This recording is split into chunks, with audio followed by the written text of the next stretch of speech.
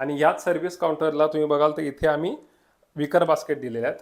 तर या 3 आम्ही इथे विकर बास्केट क्लायंटला प्रोव्हाइड केल्या. इथे पण आम्ही फ्ल्युटेड ब्लॅक ग्लास घेतलेली आहे. हा पॅन्ट्री युनिट आहे आणि क्लायंटची रिक्वायरमेंट होती त्यानुसार आम्ही इथे आतमध्ये परत पॅन्ट्री युनिटच्या आतमध्ये आम्ही इथे परत ग्लासचे ड्रॉवर्स दिलेले आहेत.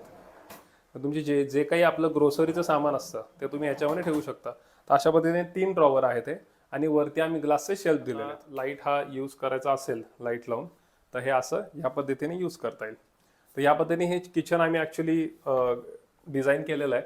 थोडं बाल्कनी आधी होती तर ती बाल्कनी त्यांना नको होती त्याच्यामुळे आम्ही ती इन्क्लोज केली आहे आणि थोडंसं लाईट ग्रीन कलरचा आम्ही लॅमिनेट यूज केला आहे, ग्लास ॲक्रेलिक आणि व्हाईट ओटा यूज केला आहे.